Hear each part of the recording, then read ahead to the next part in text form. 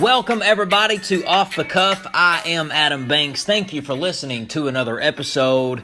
It is July the 11th, 2017, and this date is a date that will live in infamy for me.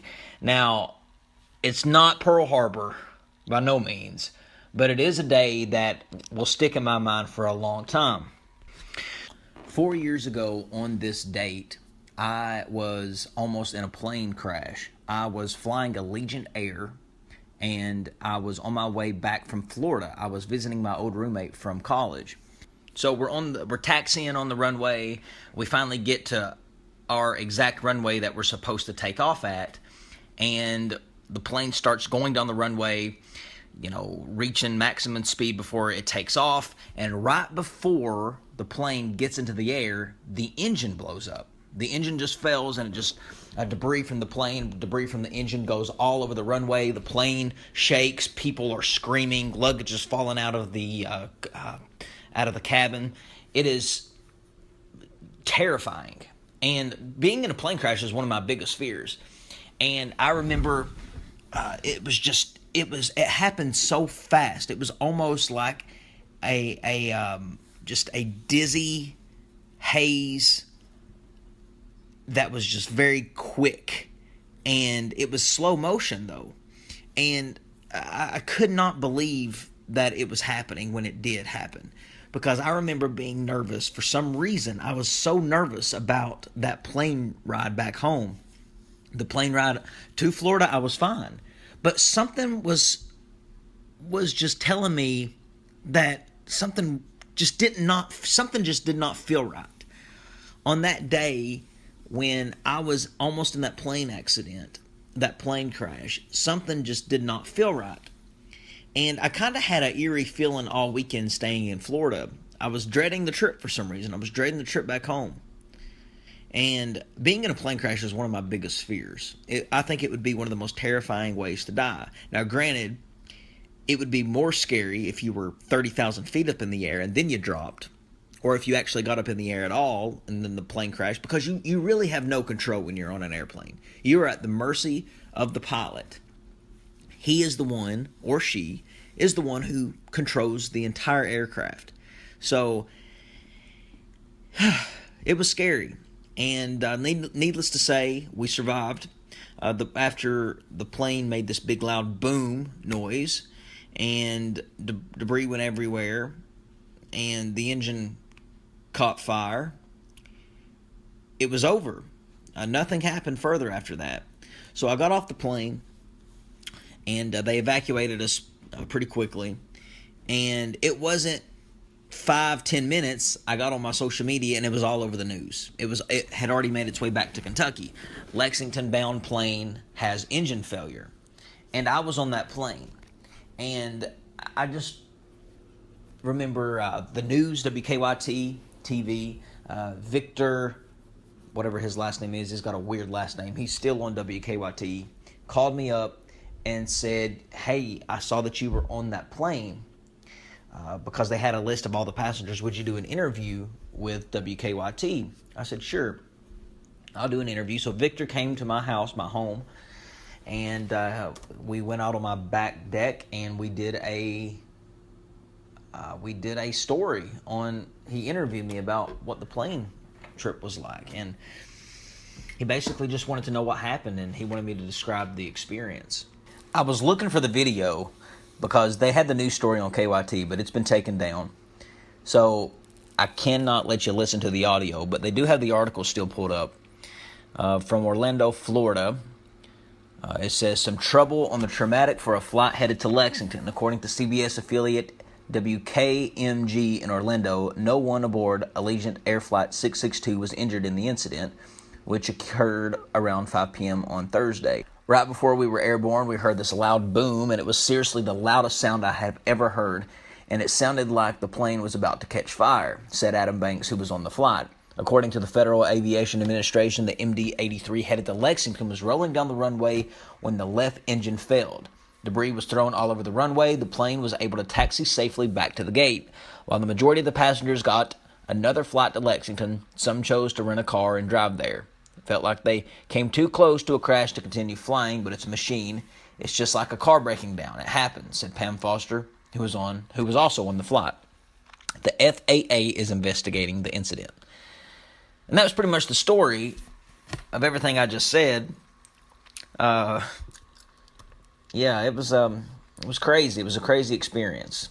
And I just cannot believe that it's been that long since it's happened.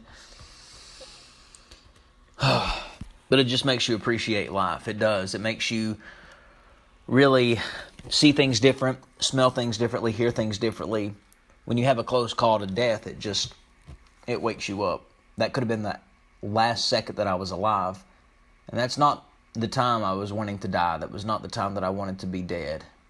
And I'm very thankful. God was with me that day. And God, He kept the plane on the runway. He didn't let the plane actually get in the air.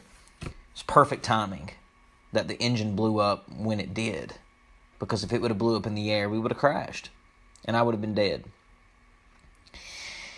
And it's just terrifying to think about.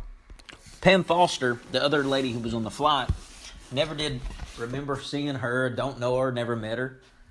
But, hey, if you listen to the show, Pam, would love to have you on and love to talk to you about the near-death experience that we almost had. I actually do know somebody who was on the plane. My roommate's girlfriend, Cassie Simmons, was on the plane with me. So she knows everything I'm talking about. It was something else. I mean, when they took us back to the airport, I remember her and I, we just bonded because we went through that experience together, and they, brought us out food, drinks, and took care of us while we waited on our next flight. A lot of people did want to take a rental car back home. They didn't feel like flying, but I jumped right on a plane. My thought process was, it's a 1 out of a million chances that your plane goes down in a crash. There was that 1 out of a million chance that we just escaped. What's the odds of it happening again? So I jumped on another plane and decided to fly back. I have nothing bad to say about Allegiant Air. One of the best flights that I ever flew on was an Allegiant airplane. It was from Cincinnati to Vegas. So it's not like it's a bad experience to fly Allegiant. The planes just aren't the best. And you kind of get what you pay for. It's a cheap flight, but it's a little risky. So just take it from me from experience. But all is good. 4 years has passed. I'm still here. And it's just one for the memory books. But to change the subject, let's talk about breakups. Now, if you are alive and breathing and you're over the age of 25, more than likely you have been through a breakup. And I say 25 because that pretty much guarantees that you have been. And we all can come to a unified agreement that they suck. And sometimes you feel like the pain is never going to end. Sometimes you feel like that the pain can last forever. And having a breakup, it's like organ damage. You feel like you're going to die. But the good thing about death is death ends. Heartbreak can last forever. So we've all been through it. I've been through it. I'm sure you've been through it. And that's why I wanted to talk about it, because it's a very relatable thing that we all can, talk about. And each breakup is different, but it's all kind of the same. One is always more hurt than the other. And the one that is usually hurt the most goes through that really depressing time. It can be a very depressing time, and it can be a very dark place to be in after a breakup. You feel like that you lost your best friend. You feel like that you lost the person that you talk to every single day. You feel like you've lost, your partner in crime. And no one wants to do that. And the time invested into a relationship is one thing. Think about the time that you invest in getting into a relationship with somebody, and then it just ends, and then you feel like it's for nothing. Well, I bring this up because I saw something trending on BuzzFeed I thought was very, very inspiring. And it was a fan who wrote to Rihanna on Instagram. And before I get to the message that the fan wrote to Rihanna on Instagram, I just want to talk about how cool that the fact that you can actually reach out to someone who is famous. You can actually reach out to a celebrity. Back in the 70s and the 80s, etc., back in the past, before social media, it was impossible to reach out to someone who was on TV. When you saw them on TV, that was it. You could never reach out to them. Maybe you could write them a fan letter, but that was the extent of it. Now, the access that you have to reach out to people is remarkable. The social media and the internet has made it to where none of us have to be strangers around the world. We're all more connected. Mark Zuckerberg, when he created Facebook, his goal was to connect the world. And I think he's done a fabulous job at doing that, and he has. And this fan gets on Instagram and writes Rihanna a message. And he just, again, you can write a celebrity a message and chances are they're not going to respond because they probably get thousands of messages. And for some reason, Rihanna read this message and she responded to it. And it makes you wonder why she responded to this message. How did she even see this message out of all the clutter that she gets? But she sees this message and she responds to it. The message says this. It says, "Hey Robs, how did you get over your first heartbreak? I've been struggling." Rihanna writes back. She writes back, okay, this message was sent at 2 o'clock in the morning. Rihanna writes back that next day, or I guess the same day, since the message was wrote at 2:08 a.m., Rihanna responds at 1:59 p.m. and says, "Just believe that the heartbreak was a gift in itself. Cry if you have to, but it won't be forever. You will find love again, and it will be even more beautiful. In the meantime, enjoy all that you are." And then the guy responds, "Thank you. I love you, Rihanna." And, I just want to say, Rihanna, you have proved to be the GOAT. Right there, you have proven yourself to be an amazing person because you did not have to respond to this guy. You did not have to give him a second thought, a second look, but you did. And I just think that this speaks volumes to what type of person Rihanna is. I think Rihanna saw someone crying for help. This guy at Walad Shemaiah, who was clearly going through a really struggling time here, a really hard time, and Rihanna sensed that. And she responded to him. Now, who knows? This message could have saved this man's life. This guy could have been contemplating suicide. This guy could have been, contemplating hurting someone else. He could have just been going through a really deep depression and he just needed someone to talk to. And Rihanna took the time to respond.